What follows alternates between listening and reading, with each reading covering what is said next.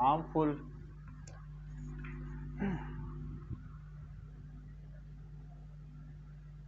harmful effect of bacteria.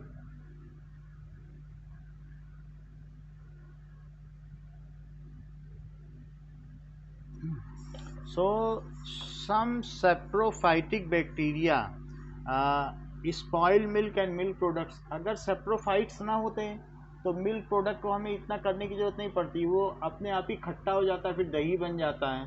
सो सम हमारी willingness नहीं है तब भी वो ऐसा हो जा रहा है. सो सम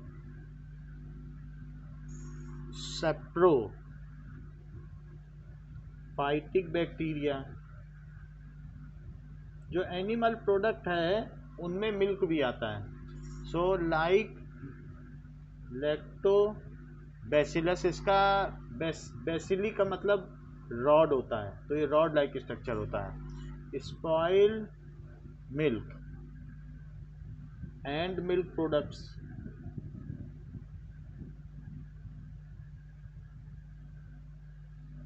second, food poisoning occurs due to production of toxin by some bacteria.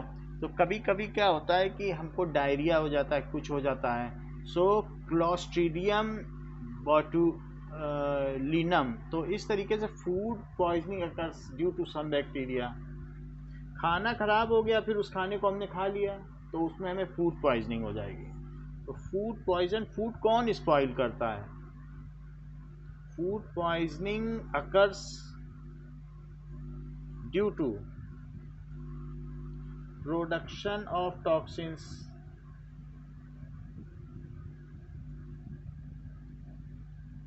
Bye some bacteria. तो ऐसा भी होता है. Now they cause humans by respiratory paralysis. तो कोई एक ऐसा बैक्टीरिया है जो क्लॉस्ट्रीडियम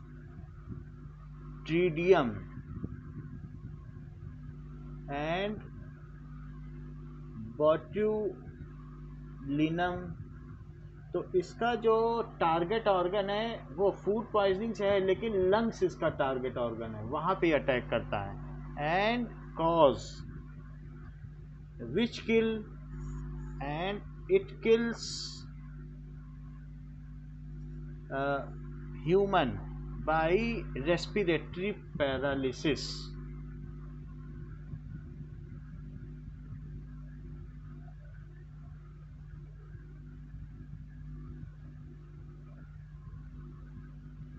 तो उसको लकवा मार जाएगा, वो फिर सांस भी नहीं ले पाएगा. These are responsible for various plant disease. कई बार प्लांट में रॉटिंग हो जाती है तो ऐसा हो जाता है. So these are responsible for various plant disease.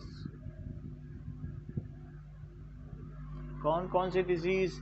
जैसे कि लेमन लीव्स में साइट्रस कैंकर होता है, and rot in carrot plants, and blight disease. चावल के पौधों में ब्लाइट का जो रोग लगता है बहुत फेमस है. Blight disease in rice plants and crown गाल डिसीज इन एप्पल ट्रीज. तो जो सेब हैं सड़ जाते हैं, वो क्राउन गाल कहलाता है. सो इट इज़ लाइक, सबसे पहली चीज़ देखिए ब्लाइट डिसीज, ये सबसे इम्पॉर्टेंट है. Blight disease in rice plant.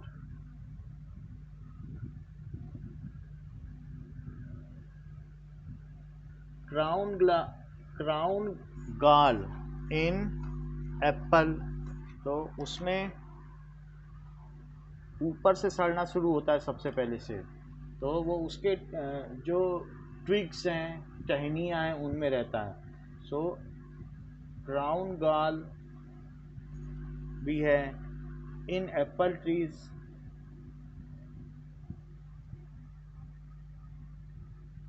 और इसके अलावा रॉटिंग इन कैरेट प्लांट्स.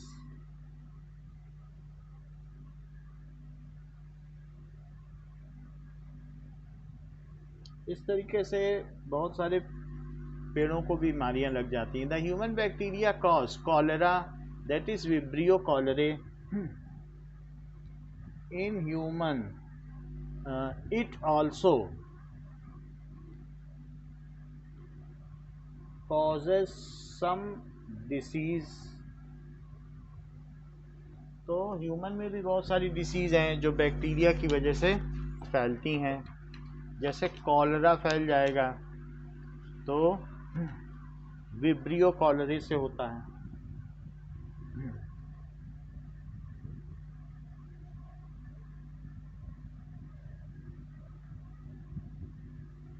तो दम घोटू खांसी हो जाएगी, कॉलरा में ये होता है। इसी तरीके से there is tuberculosis, TB.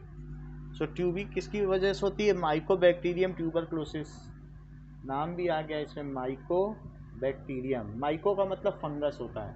So bacterium tuberculosis. Mycology का मतलब जो फंगस के बारे में, मशरूम के बारे में अध्ययन करें उसको कहते हैं माइकोलॉजी। ट्यूबरक्लोसिस। अब वूपिंग कफ, सूखी खांसी। So whooping cough that is बॉर्डेटेला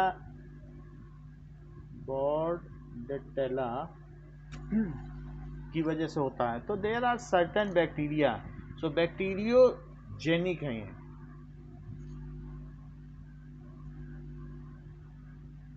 okay, now it is plague. बहुत सारे अनलिस्ट, ये there are a long list. Plague जो चूहों से फैलता है हमारे अंदर। तो यूरोप की 50 लाख की जनसंख्या 1920 में इसकी वजह से तबाह हो गई थी। चाइना से एक जहाज़ पहुंचा था और उसमें अनाज के बोरों से काले चूहे निकले और उन्होंने यूरोप में फैल गई है। So that is pasteurella pestis. So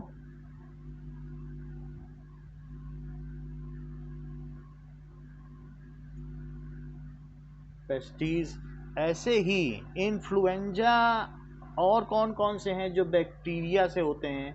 so influenza, ठीक है।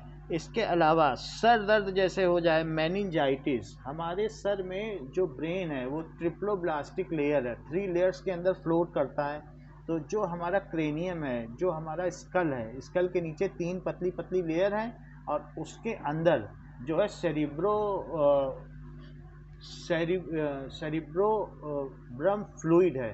तो उसमें वो तैरता रहता है। तो वो जो 3 लेयर्स हैं उनके बीच का अगर लिक्विड सूख जाए तो कहते हैं मेनिंजाइटिस हो गया है, सर दर्द की बीमारी बनी रहती है। तो उसमें फिर खीरा खाया जाता है, कुकुम्बर।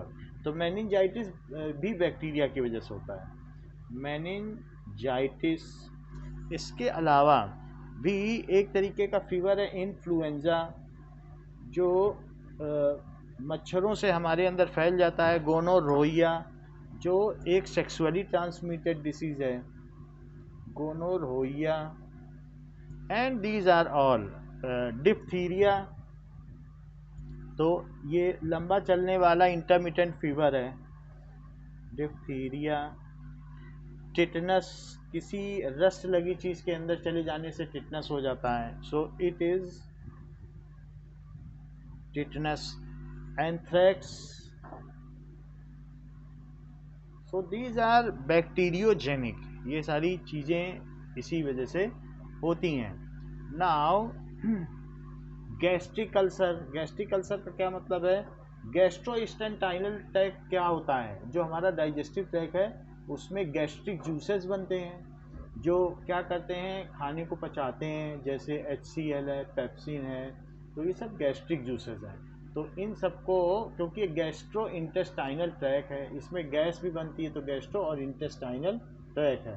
तो इसलिए जो हमारा गैस्ट्रिक अल्सर, अगर पेट में गांठ पड़ गई तो कहते हैं इनको पेट का फोड़ा हो गया, गैस्ट्रिक अल्सर। कभी कभी जहाँ अल्सर होता है उस पार्ट को काट देना पड़ता है, फिर अलग से खाना बाहर से जाता है या जूस पिया जाता है, स्टमक को काट देना पड़ता है। सो इस तरीके से ये बहुत सारी बीमारियां ह्यूमन में होती हैं। इन एनिमल्स ऑल्सो, जैसे horse, cattle, sheep, anthrax disease is common.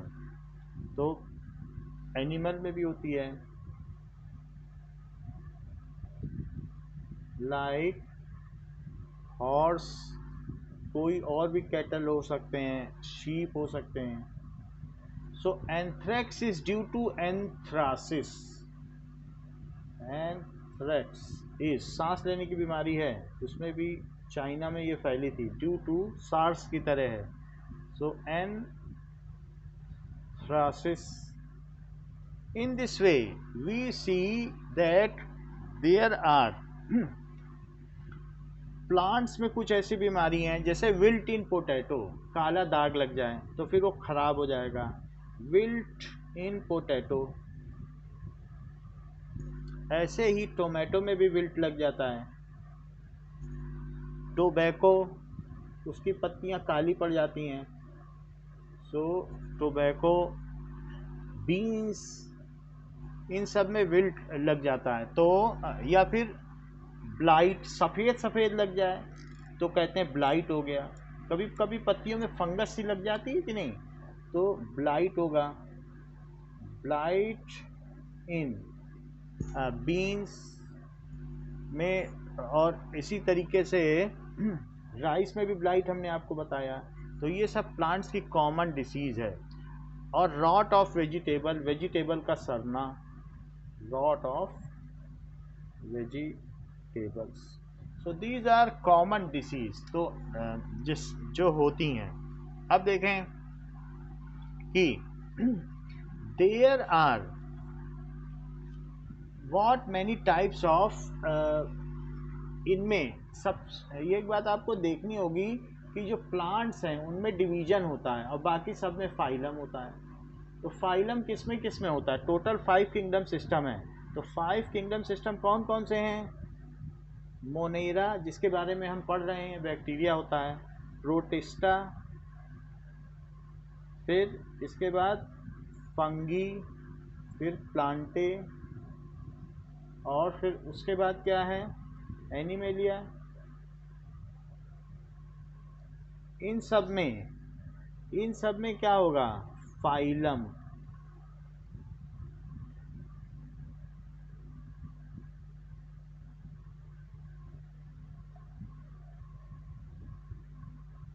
इसमें क्या होगा?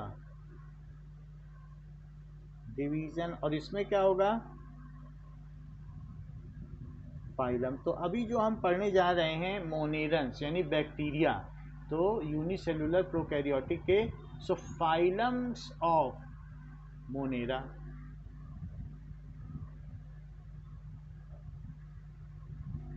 मोनेरा। तो इसमें फाइलम का जो है उसको फाइला कह देते हैं। फाइलम है तो फाइलम का प्लूरल क्या होता है? फाइला। एस नहीं लगता है, सो इट इज फाइला। और एक एल हो जाता है तो यहाँ पर एक एल हो जाएगा, फाइला। तो अब हम फाइला पढ़ेंगे ऑफ मोनेरा।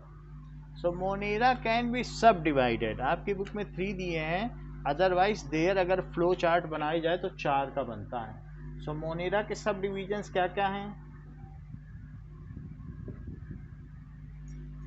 एक है साइनोबैक्टीरिया। साइनोबैक्टीरिया क्या है? That is blue green algae, उसको साइनोबैक्टीरिया कहते हैं। दूसरा है आर्कीबैक्टीरिया। सो ये बहुत पुराने बैक्टीरिया हैं जो बहुत ही होस्टाइल क्लाइमेट में रह सकते हैं। इसको अलग से डिवीजन किया गया था as a 6 kingdom. So it is archaebacteria.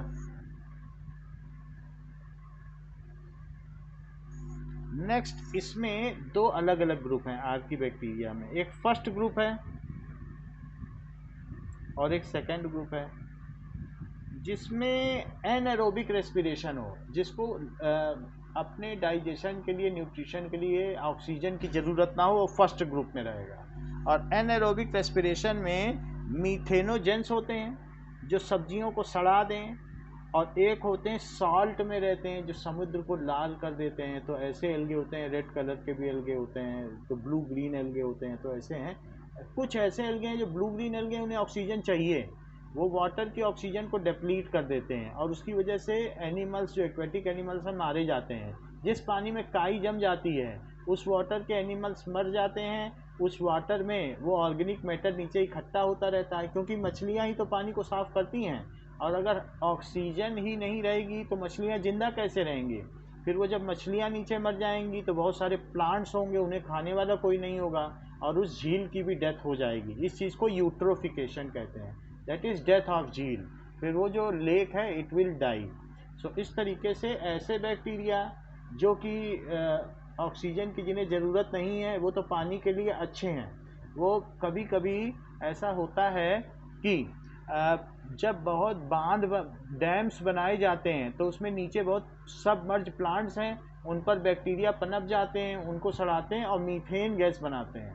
Methane gas वहाँ एक ग्लोबल वार्मिंग देती है। तो इस तरीके से ग्लोबल वार्मिंग देती है। इस वजह से मीथेनोजेंस इनको कहेंगे। तो फर्स्ट ग्रुप में मीथेनोजन आएंगे जो मीथेन गैस बनाते हैं। प्लांट्स सड़ रही है, सब्जी मंडी में सब्जी सड़ रही तो एक अलग तरीके की स्मेल आएगी मीथेन की, तो वो चीज़ है मीथेनोजेंस इसमें आएंगे। अच्छा, मीथेनोजेंस भी आएंगे और हेलोफाइल्स भी आएंगे। हेलो का क्या मतलब होता है? साल्ट, तो समुद्र में रहने वाले बैक्टीरिया उनको क्या कहेंगे? हेलोफाइल्स। डेड सी में जो जहाँ पर बहुत नमक है वहाँ पर भी ये बैक्टीरिया रह जाते हैं। जबकि दूसरे बैक्टीरिया कौन से हैं जो सेकेंड ग्रुप में आते हैं? That is thermo acidophiles. इनके बारे में हम बाद में चर्चा करेंगे। सो इट इज़ थर्मो, जो हाई टेम्परेचर पर जा सकते हैं, एसिडोफाइल। तो फर्स्ट और सेकेंड ग्रुप्स, तो इस तरीके से ये सेकेंड ग्रुप में कौन कौन से आएंगे? Thermo acidophile. फर्स्ट ग्रुप के 2 बताए और सेकेंड ग्रुप में थर्मो एसिडोफाइल। इसको इस तरीके से करो। तो ये फर्स्ट ग्रुप में एक मीथेनोजन और दूसरा हेलोफाइल, हेलोफाइल्स। और जबकि सेकेंड ग्रुप में क्या आया? सेकेंड ग्रुप में आया थर्मोफाइल। समझ में आ गई बात? देखो, साइनोबैक्टीरिया, आर्कीबैक्टीरिया, ये होस्टाइल क्लाइमेट पे रहते हैं। ये साइनोबैक्टीरिया, अभी इनके फीचर्स बताएंगे। ये एल्गे हैं, मोस्टली इसमें सब एल्गे आते हैं। आर्कीबैक्टीरिया बहुत पुराने हैं जो होस्टाइल कंडीशन में रहते थे, दैट इज़ -190 से 70 डिग्री सेल्सियस तक रह लेते हैं। तीसरा है माइकोप्लाज्मा, जिसकी प्लाज्मा ऐसी हो जो फंगी के अंदर की प्लाज्मा से मिलती हो। जो फंगी में प्लास्टिड्स का अभाव रहता है, तो उसमें क्या होगा? सेलुलोज नहीं रहती है, उसमें पॉलीसेकेराइड्स रहता है, कार्बोहाइड्रेट्स रहता है, लेकिन सेलुलोज नहीं रहती।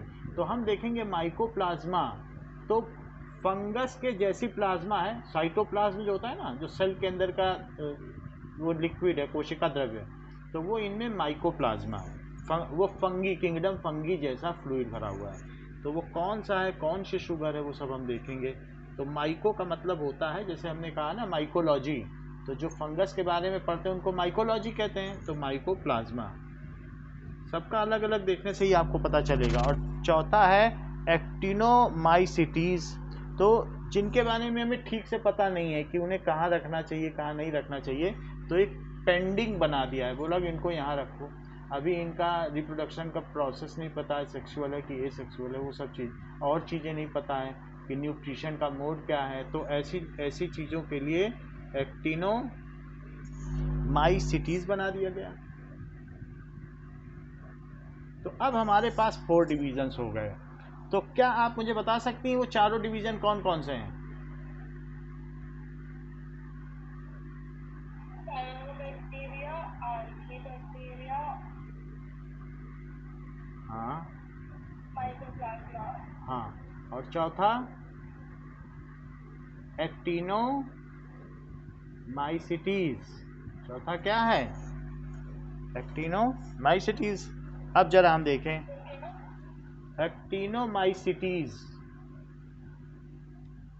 समझ में आया? अब हम देखते हैं साइनोबैक्टीरिया क्या। Cyanobacteria, their other name is blue green algae. So that is cyanobacteria. So first phylum पर हम हैं।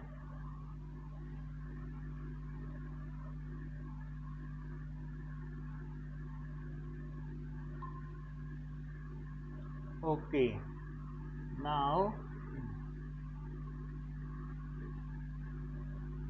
cyanobacteria.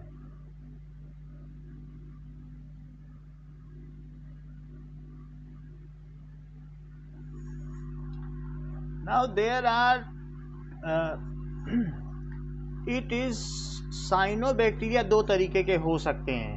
They may be prokaryotic और eukaryotic.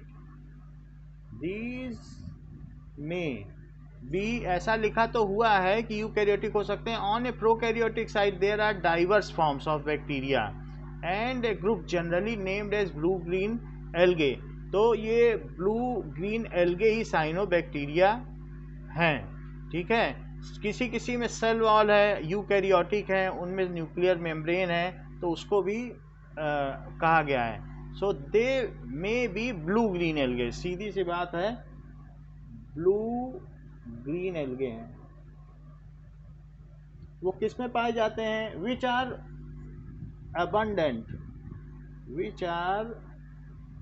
abundant on dirty water.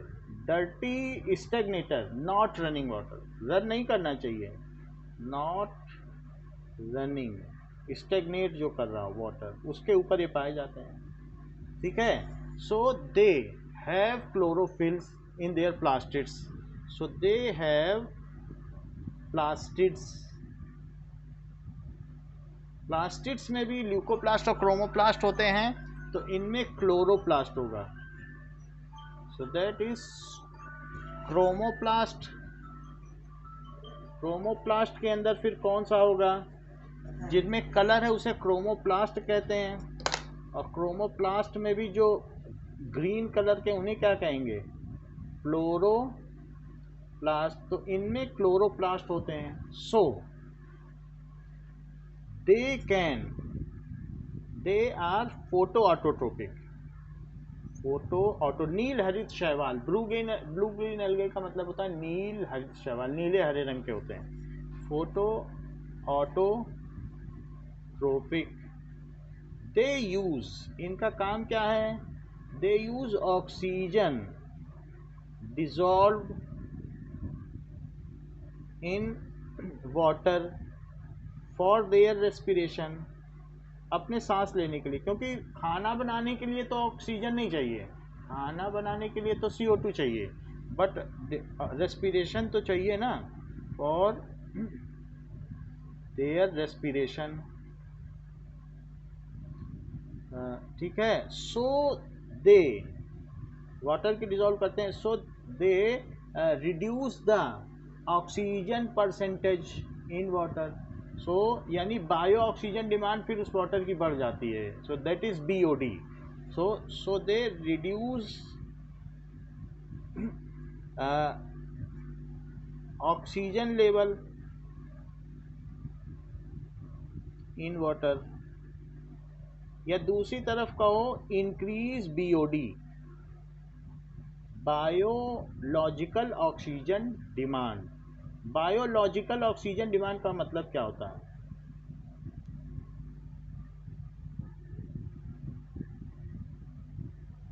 जो भी ऑर्गेनिक मैटर पानी में है उसको डाइजेस्ट करने के लिए जो पानी के अंदर रहने वाले बैक्टीरिया हैं, उनको कुछ न कुछ मात्रा की ऑक्सीजन की ज़रूरत होती है. यदि उन्हें वो ऑक्सीजन न दी जाए तो ऑर्गेनिक मैटर पानी में रहेगा, वो पानी ख़राब होता रहेगा. पानी में ऑर्गेनिक मैटर नहीं होना चाहिए, सिर्फ उसमें इनऑर्गेनिक साल्ट रहने चाहिए. कैल्शियम साल्ट हैं, क्लोराइड के साल्ट हैं, सोडियम के हैं, पोटेशियम के हैं, मैग्नीशियम के हैं, ये सब होने चाहिए. लेकिन उसमें ऑर्गेनिक मैटर नहीं होना चाहिए. और ऑर्गेनिक मैटर है लेकिन ऑक्सीजन नहीं है, तो फिर क्या पानी के अंदर रहने वाले बैक्टीरिया या और ऑर्गेनिज्म उसे डाइजेस्ट कर पाएंगे? आप खाना खा लो, ऑक्सीजन मिले ही ना, तो उस खाने को सेल डाइजेस्ट कर पाएगी क्या? तो ऐसे केस में ये जो amount of oxygen required in water to digest all the organic matter is known as biological oxygen demand. ठीक है. Amount of oxygen required to digest organic matter of water, तो पर लीटर वाटर को कितना चाहिए, per litre water of water per litre, तो या per litre water, ठीक है, इज कॉल्ड BOD, उसे बायो ऑक्सीजन डिमांड। तो ये क्या करते हैं कि बायो ऑक्सीजन डिमांड को कम कर देते हैं, एंड आफ्टर दैट क्या होगा, then and organic matter keep on increasing in such water reservoirs, and organic matter keep on increasing in such water, ठीक है, which also result, ये क्या कहते हैं कि scarcity of oxygen also results in dying of aquatic animals, scarcity of oxygen also results in dying of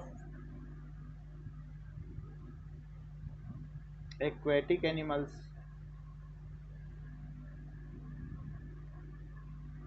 This further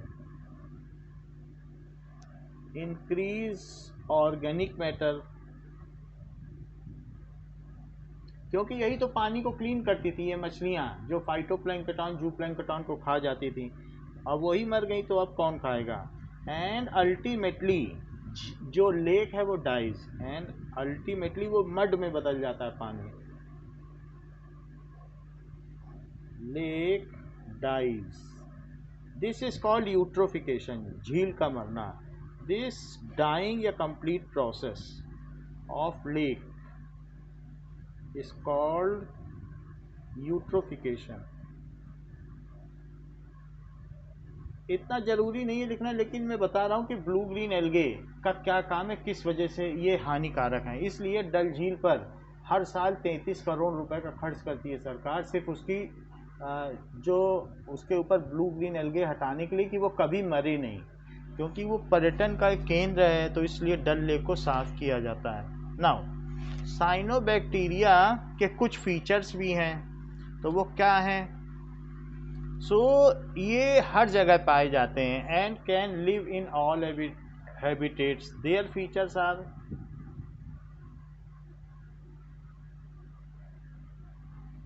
they are omnipresent, सभी habitat में रह लेते हैं, तो कॉस्मोपॉलिटन भी ऐसे लोगों को बोला जाता है, they are omni present as they can survive in all habitats। फिर now इसमें द स्टोरेज प्रोडक्ट्स, प्रोटीन होगा, स्टार्च होगा और साइनोफाइसिन होगा। इसमें क्या क्या चीज़ें होंगी इसके अंदर, the storage products are protein, इसको खाने से आपको प्रोटीन मिल जाएगा, इसमें स्टार्च भी होगा। आपको मालूम है जापान में इनकी टिकिया बनाई जाती है, टेबलेट्स, और उनको खाने का समय नहीं है काम करते समय, तो वो दोपहर में लंच में यही जो काई होती है हरे रंग की, उसी की टेबलेट खा लेते हैं। तो इसमें इतना रिच प्रोटीन है, इतना रिच स्टार्च है कि दैट इज़ हेल्पफुल उनके लिए, तो इसलिए। और तीसरी चीज़ बताई है cyanophycin, late us see what is it. So cyanophycin, so it is polypeptide, ये भी प्रोटीन के ही जैसे होते हैं, okay. Polymer of amino acid, तो एक तरीके का ये भी एक पॉलीमर है एमिनो एसिड का, लेकिन वो इतना बड़ा भी नहीं बन पाया कि प्रोटीन हो। जैसे हमने कहा कि 100 एमिनो एसिड मिल जाए तो प्रोटीन बन जाता है, सो लेस देन 100 की पॉलीमरिक चेन है, वो पॉलीपेप्टाइड चेन तो है लेकिन 100 तक नहीं पहुंच पाई। तो ऐसे चीज़ को क्या कहेंगे कि साइनोफाइसिन, और इन्हीं के नाम पे इसका नाम पड़ा है साइनोफाइसिन। ये है। What does it mean? That is polypeptide. Peptide bond आपको बता दिया था ना, polypeptide chain of amino acid of less than 100 amino acid. तो इस तरीके से ये नॉन फंक्शनल प्रोटीन है, और ये कह सकते हो कि नॉन प्रोटीन, इनको प्रोटीन बोला भी नहीं जाता है। So these are not categorised as protein.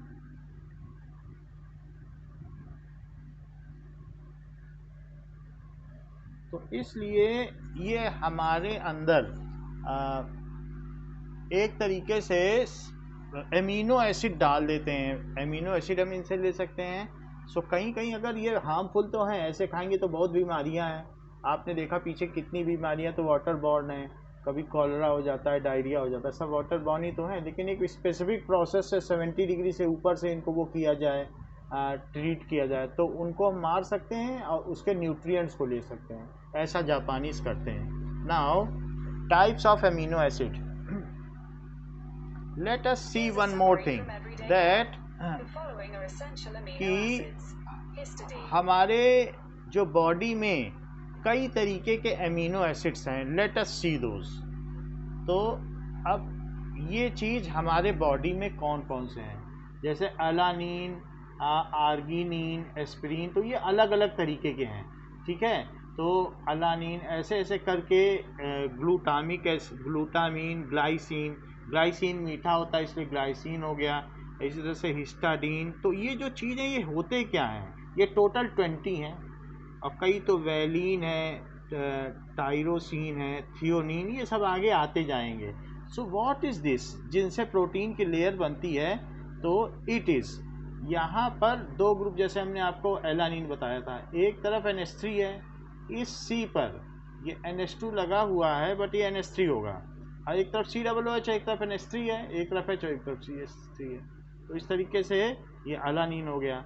ऐसे हम दूसरा देखें तो NH2 COOH तो है ही, NH3 नहीं होगा, क्योंकि एक N इससे जुड़ा है और दो बॉन्ड इधर, NH2 ही होगा, क्योंकि तीसरा N नहीं लग सकता ना, ट्राईवैलेंट है ना N, तो दो H और एक C से जुड़ा है। समझ में आ गई बात?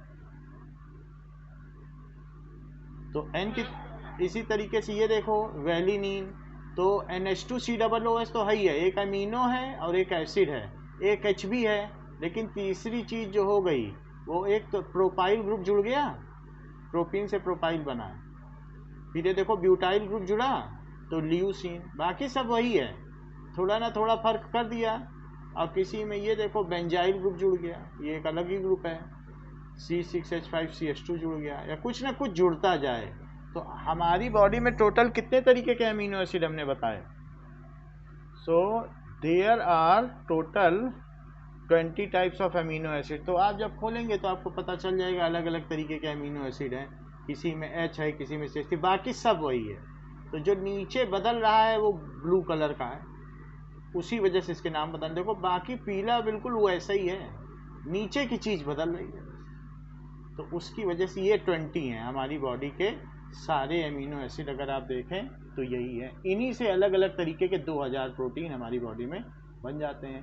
सो these are various types of amino acids. ये 20 अमीनो एसिड्स हमारे में पाए जाते हैं, लेकिन इनके मिलने का क्रम अलग अलग है कि ये जो मिलते हैं, तो अगर डिफरेंट तरीके से मिल जाएं तो उनको प्लांट प्रोटीन कहते हैं, और कभी कभी अमीनो एसिड की अलग तरीके की माला बना दो तो एनिमल प्रोटीन है। यानी इनमें ऑर्डर क्या होगा, अलानिन, गुआनिन, साइटोसिन, एडिनिन, ये एक अलग है, वो एडिनिन गुआनिन तो अलग है, दैट इज़ ए बेस, लेकिन उसी तरीके से इनके भी नाम हैं। तो अलानिन, ग्लाइसिन, अलानिन, ऐसे ऐसे करके, तो अलग अलग तरीके के ऑर्डर से कभी प्लांट प्रोटीन बन जाता है और कभी एनिमल। जैसे आपने दाल खाई तो उसको तोड़ लिया बॉडी ने, अच्छा इस चीज़ का जो टूटना है, तो हमारी बॉडी में कैटाबोलिज्म है, चीज़ों को काटना कैटाबोलिज्म है। फिर उससे एनिमल प्रोटीन का निर्माण करना। उसने एमिनो एसिड में तोड़ लिया, अब एमिनो एसिड से प्रोटीन कौन बनाएगा? राइबोसोम। राइबोसोम खुद कहाँ बनता है? न्यूक्लियस के अंदर एक छोटा सा आप देखोगे तो दैट इज न्यूक्लियोलस होता है, तो वहाँ पर बनता है, ठीक है। तो that is formed inside that ribosome, और राइबोसोम का काम है प्रोटीन बनाना। उसका कोड कौन देगा? डीएनए। तो इस तरीके से इसमें क्या क्या चीज़ें होती हैं? 3 चीज़ें आपको बताई गई। क्या क्या बताया आपको? एक प्रोटीन स्टार्च और दूसरा साइकोफाइसिन, साइनोफाइसिन, तो दैट इज द थर्ड। अब इसमें फ्लैजेला नहीं होता है, तो साइनोबैक्टीरिया जो भी होते हैं दे आर, कई तरीके के होंगे साइनोबैक्टीरिया। तो इट इज ऐसा भी हो सकता है, ये फ्लैजेला नहीं है इसमें, आप देख रहे हैं नो फ्लैजेला, सेंसर्स नहीं होते हैं, तो ये ऐसा दिखाया गया है। Now it flagella is absent, बस फीचर जानना चाहिए। पहली बात कि ऑमनी प्रेजेंट, हर जगह रह सकते हैं। दूसरी बात खाने में क्या क्या है इनके। तीसरी बात कि फ्लैजेला नहीं है।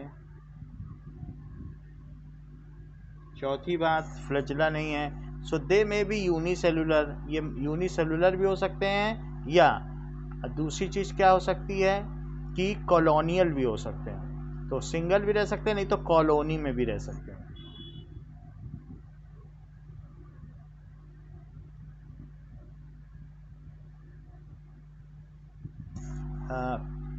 यूनिसेलुलर में एक सेल वाला जैसे हो सकता है, या कॉलोनियल हो सकता है। कॉलोनियल, यूनिसेलुलर में ब्लू ग्रीन एल्गे आएंगे, और ये इसमें नॉस्टॉक आएगा। नॉस्टॉक एक एग्जांपल है। तो नॉस्टॉक मल्टी सेलुलर है, वो चेन टाइप होता है। मान लीजिए ऐसा हो, तो ये नॉस्टॉक है।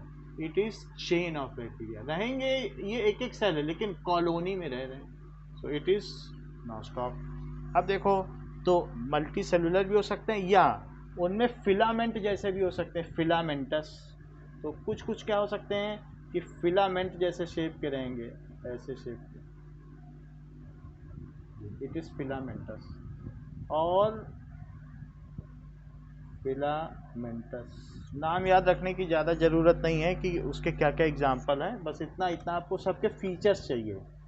थोड़े थोड़े साइनोबैक्टीरिया के आपसे फीचर्स पूछे जा सकते हैं, तो उतना ही बस आपको चाहिए। थोड़े बहुत प्रॉपर्टीज़ क्या हैं, पहचान क्या है, इनका रोल क्या है, ये सब जानना चाहिए। अच्छा, द फिलामेंट्स भी हो सकते हैं। Now some cyanobacteria live in symbiotic association, जैसे एल्गे है, ये किसके साथ रहेगा? फंगी के साथ, और लाइकेन बना देगा। सम cyanobacteria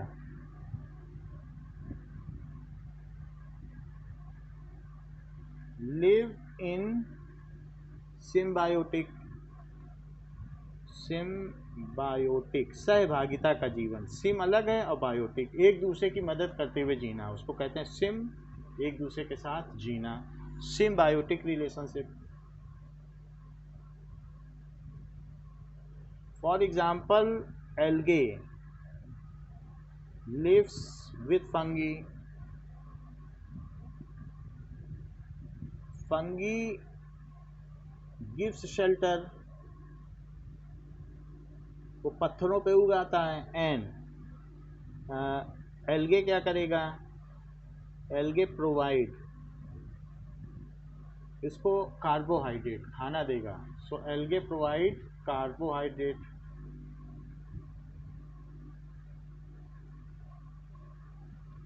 to fungi. It is called lichen, which, ये कहाँ उगते हैं?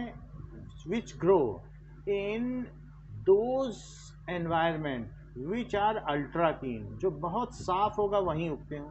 हिमाचल प्रदेश में पहले लाइकेन उगते थे, अब नहीं उगते, लेकिन कश्मीर में अभी भी मिल जाएंगे। सो these grow in clean environment and non polluted environment। तो ये एक तरीके का पॉल्यूशन इंडिकेटर भी हैं।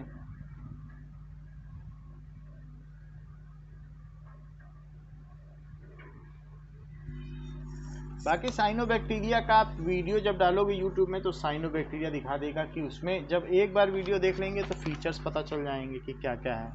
Many members have the ability to fix the atmospheric nitrogen in soil. तो कई ऐसे भी मेंबर्स हैं साइनोबैक्टीरिया के जो नाइट्रोजन को फिक्स कर लेते हैं।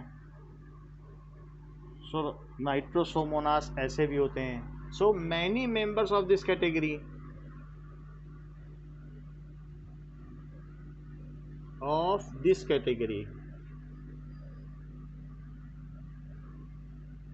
have ability to fix the nitrogen, to fix atmospheric nitrogen in soil। जरा हम इनके बारे में देखें कि ऐसे कौन से बैक्टीरिया होते हैं जो एटमॉस्फेयर की नाइट्रोजन को फिक्स कर लेते हैं एंड हाउ दे वर्क, कैसे वो काम करते होंगे। नाउ देखिए ऐसे बैक्टीरिया को कहेंगे कि फिक्स कर लेते हैं, तो दैट इज जो हमारे एटमॉस्फेयर में नाइट्रोजन है। So nitrogen in atmosphere. अब इसमें कई बार क्या होता है कि बादल में बिजली चमकती है। सो जब बिजली चमकेगी इस तरीके से, तो बिजली चमकने की वजह से और रेनिंग होगी तो उसकी वजह से जो N2 है और O2 है इतनी एनर्जी होती है कि टूट जाते हैं, और इसकी वजह से ये जो नीचे गिरते हैं तो वो नाइट्रेट आयंस बन के गिरते हैं और कभी कभी नाइट्रिक एसिड भी बन जाते हैं। तो इस तरीके से इनके साथ डिज़ोल्व फॉर्म में गिर जाते हैं। अब जब ये अर्थ पे आ गए तो यहाँ से नाइट्रोजन थी और ये अर्थ पे आ गई, दिस इज अर्थ। तो अब ये नीचे जब आ गई तो अब यहाँ पर नाइट्रेट हैं, ये सब नाइट्रेट हैं, दैट इज NO3-। तो इस नाइट्रेट्स को जो कुछ ऐसे प्लांट्स हैं जो लेगुमिनस हैं जिनमें कि दालें होती हैं, दाल उगती है, तो ये लेगुमिनस प्लांट्स हैं, इनकी जो रूट्स हैं वो क्या करेंगी, तो दैट इज रूट में नाइट्रोजन सीधा एब्जॉर्ब हो जाएगा। ये नाइट्रेट सीधा एब्जॉर्ब होते हैं तो इसको कहते हैं रूट एब्जॉर्प्शन।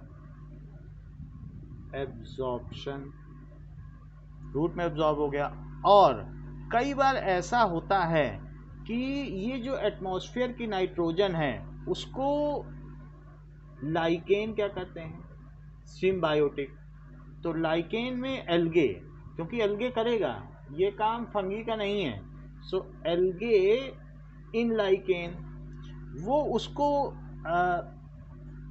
ट्रैप कर लेते हैं। सो ट्रैप नाइट्रोजन को, ठीक है, ट्रैप N2 एल्गे इन लाइकेन। अगर वो चीज़ क्या करेंगे, लाइकेन है ये सब है, चीज़ों को सड़ा देंगे। जब कोई भी चीज़ सड़ेगी तो वो अमोनिया बनेगी। किसी से दुर्गंध आ रही है तो अमोनिया की है, एनीथिंग विच इज़ या फिर अमोनियम आयन बन जाएगा, NH4+ आयन। तो किसी से स्मेल आ रही है तो चीज़ जब डिके करती है वो अमोनिया में बदलती है। ऐसे और देख लीजिए कि now there are some other plants जो लेगुमिनस प्लांट्स हैं जिनमें गांठें होती हैं, ठीक है, नाइट्रोसोमोनास होता है, उनमें गांठें, ये लेग्यूम्स हैं जो इनकी गांठों पे पाए जाते हैं, ये रूट नोड्यूल्स। सो इनका काम क्या है कि दे आल्सो, जब इस तरीके के प्लांट डिके करेंगे तो वो भी अमोनिया बनाएंगे, ये भी डिके हो सकते हैं। और ये दे डायरेक्टली ट्रैप, ये यहाँ से सीधा N2 लेते हैं और N2 लेके, क्योंकि ये पोरस होनी चाहिए ज़मीन, तो N2 लेंगे और directly convert into nitrate ion, इनकी खूबी है, और इसको दे देंगे।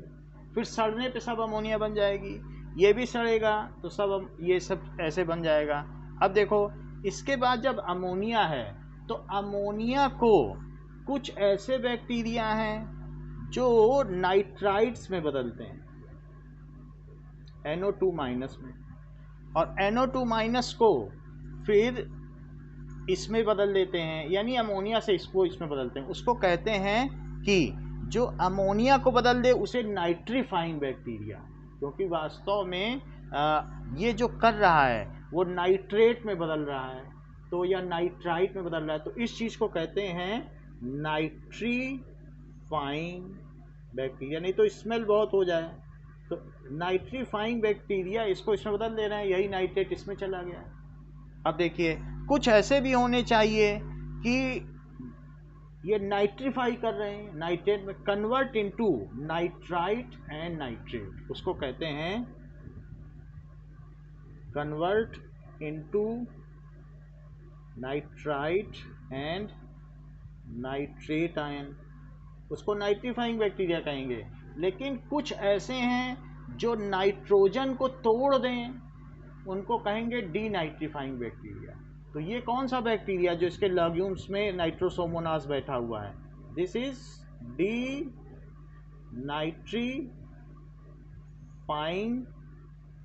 बैक्टीरिया।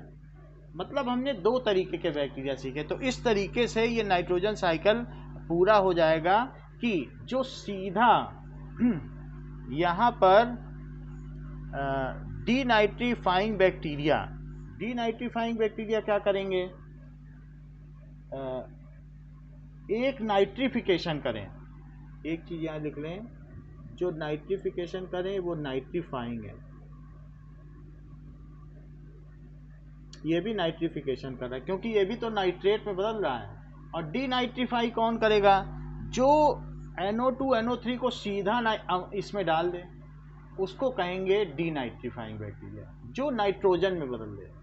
एक होता है जो नाइट्रेट में बदले, तो ये भी तो नाइट्रेट में बदल रहा है, तो ये लाइन हम यहाँ से हटा देते हैं, this is not denitrifying, which is converting into nitrogen, that is nitrifying bacteria. Let us see the equations of them.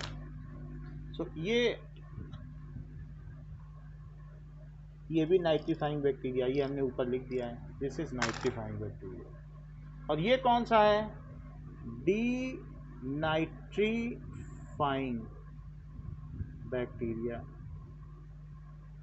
जो नाइट्रेट है उसको जो तोड़ दें, नाइट्री का मतलब है नाइट्रेट, डीनाइट्रीफाइंग बैक्टीरिया। तो अब हम आपको दो एग्जाम्पल बताते हैं एल्गे और इनके बारे में। तो पहला है नाइट्रीफाइंग बैक्टीरिया, नाइट्रीफाइंग बैक्टीरिया ये हमारी एनवायरनमेंट का बायोजियोकेमिकल साइकिल पूरा करते हैं। So they occur freely in soil. Nitrosomonas ये क्या करता है, convert ammonium salts into nitrates, ammonium salt को सोमोनास, अभी मैं बता रहा हूँ ये कहाँ कहाँ होता है। तो नाइट्रोसोमोनास क्या करता है, ऑक्सीजन को लेकर के ये NO2 में बदल देता है, ऑक्सीजन लेगा और नाइट्रेट आयन में बदल देगा। फिर इसके अलावा नाइट्रोबैक्टर क्या करता है, ये दोनों बैक्टीरिया हैं इसीलिए बैक्टर नाम दिया है, नाइट्रोसोमोनास और नाइट्रोबैक्टर। ये नाइट्रेट, ये नाइट्राइट आयन है और ये नाइट्रेट आयन है, nitrite ion, and this is nitrate ion. तो ये किस में बदल रहा है, क्या ये नाइट्रेट में बदल रहा है, तो इसलिए इसका क्या नाम हुआ, नाइट्रीफाइंग बैक्टीरिया। अच्छा, there are some other bacteria, तो वो क्या करते हैं कि ये जो भी पाए जाते हैं they are found at root nodules, क्योंकि जो सड़ रहा है ज़मीन के अंदर उसी को नाइट्रेट में बदल दिया, तो रूट नोड्यूल से ले लेकर ज़मीन में बहुत सारी चीज़ें डिके हो रही हैं, ऑर्गेनिक मैटर है उससे बदल दिया नाइट्रेट, और फिर ये चीज़ तो पानी में और रूट में सीप हो जाती है, फिर ये लिया जाता है, it is soluble in water and it seeps through root. तो ये क्या होता है, रूट नोड्यूल्स में पाया जाता है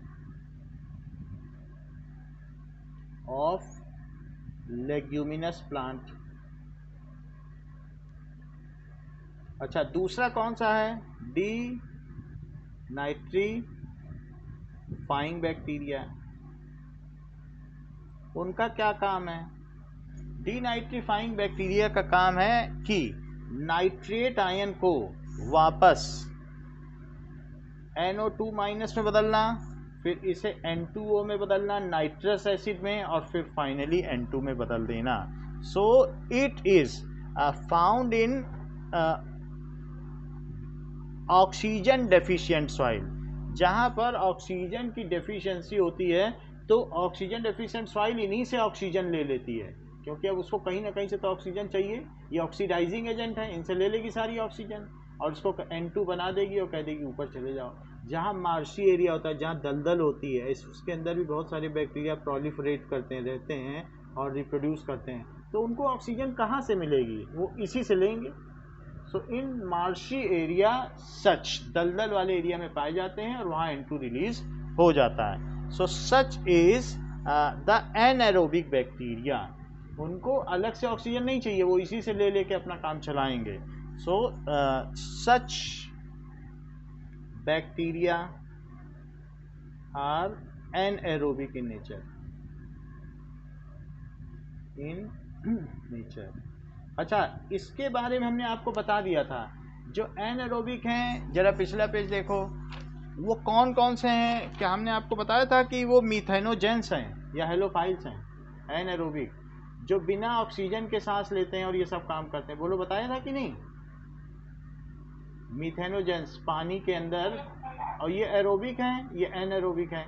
तो हमारा जो केस है, जो हम अभी पढ़ रहे हैं, हम नाइट्रीफाइंग बैक्टीरिया के बारे में बात कर रहे हैं, बट चूंकि दोनों एक साथ पढ़ना उचित है, सो ये जो दूसरा वाला केस है एनएरोबिक इन नेचर, वो किस में आएंगे? And these are methanogens which are found under the phylum archaebacteria. बोलो, बात समझ में आ गई? सो वो मीथेनोजेंस हैं, फाउंड इन मार्शी लैंड, दलदल में पाए जाएंगे, and comes under archaebacteria. So archaebacteria में आ जाएंगे।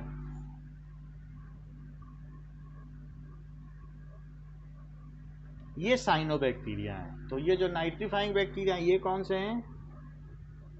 साइनोबैक्टीरिया। ये रूट नोड्यूल्स में पाए जाएंगे। इनका काम है अमोनियम आयन से नाइट्रेट बनाना, और जिससे रूट्स के अंदर जाया जा सके। अब देखो, तो हमने कुछ प्रॉपर्टी देख ली कि इनमें क्या क्या शुगर होती, फ्लैजेला नहीं होती, फिर प्रोटीन होता है, स्टार्च होती है, साइनोपेक्टिन होती है। अब now there are some more properties कि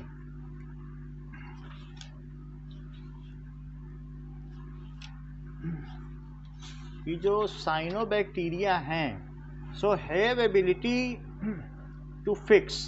इनका काम क्या है? Nitrifying bacteria. तो दीज आर नाइट्रीफाई का मतलब क्या है? नाइट्रेट आयन में बदल दें। नाइट्रिफिकेशन का क्या मतलब है? कन्वर्जन ऑफ नाइट्रोजन और ammonium ions into nitrate ions. बोलो, बात समझ में आ गई? नाइट्रिफिकेशन का क्या मतलब है?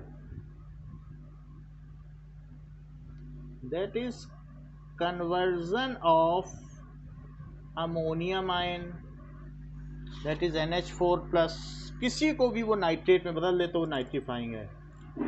Conversion of ammonium ion N2, और किसी को भी बदल दे NO, N2O, NO2 into nitrate ion. ये नाइट्रस एसिड है। N2O को क्या कहते हैं? Nitrous acid. ये तो हम लोगों ने केमिस्ट्री में भी देख लिया था कि ये नाइट्रिक एसिड है कि नहीं। सो इसको जो इसमें बदल दे, that is nitrate ion. These comes under the category of cyanobacteria. These are,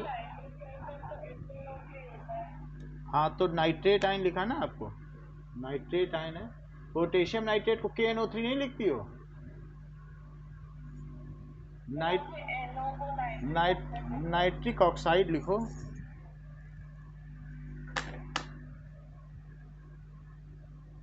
चलो, these are cyanobacteria. Example blue green algae, वो भी यही काम करते हैं। और दूसरा चीज़ है नाइट्रोसोमोनास या नाइट्रोबैक्टर। जैसे हमने आपको बताया था कि नाइट्रोबैक्टर, नाइट्रोसोमोनास भी लिखा जा सकता है क्योंकि वो उसी पाथवे पे हेल्प करता है। सो एजिटोबैक्टर, नाइट्रोबैक्टर या नाइट्रोसोमोनास।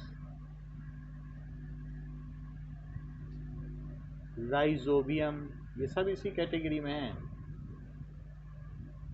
ओके, नाउ अब देखो डीनाइट्रिफिकेशन क्या बताया गया है। Which convert nitrate ion into nitrogen, which convert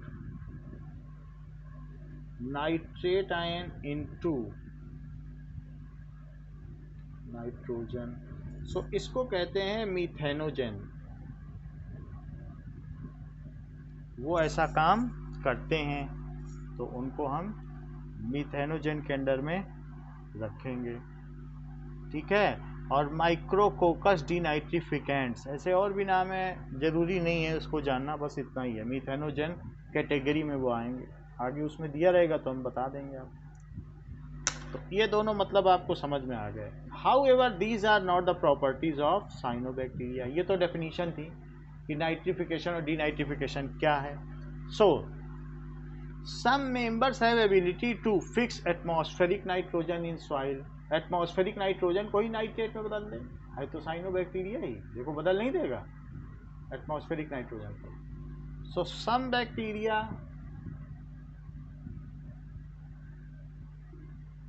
have ability to convert atmospheric nitrogen, ठीक है, टू कन्वर्ट हो, या फिर ये भी कह सकते हो fix atmospheric nitrogen to soil.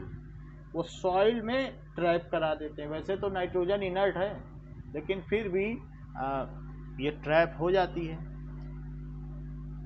They are thick walled, spherical होते हैं ज़्यादातर। ये किस तरीके से होते हैं, thick walled and spherical, and shape इनका बताया है। They are thick walled, cell wall तो होती है, सारे बैक्टीरिया में सेल वॉल होती है। पाइलस होता है उसके ऊपर, ये यही इसमें है जिसमें फ्लैजिला नहीं होता है, अदरवाइज बैक्टीरिया फ्लैजिलेट होते हैं। They may reproduce and asexually by endospores and exospores, ठीक है। ये कुछ और भी पॉइंट्स हैं कि किस तरीके से एंडोस्पोर से वो रिप्रोड्यूस करते हैं और एक्सोस्पोर से रिप्रोड्यूस करते हैं, that we will see in. There are various kinds of sexual reproduction and asexual reproduction which occurs in them. तो अंदर से अगर उसमें स्पोर का फॉर्मेशन हो जाए तो एंडोस्पोर है, और एक्सोस्पोर से भी हो सकता है। So there are few more points which are to be decoded that we will later on decode कि और क्या है, 2-3 पॉइंट बचे हैं। however their examples क्या क्या हैं कि नॉस्टॉक, जो अभी चेन जैसा दिखाया था, अनाबीना, अनाबीना भी चेन जैसा होता है। 9th में देखा था अनाबीना ऐसे बना था, तो इसलिए अनाबीना।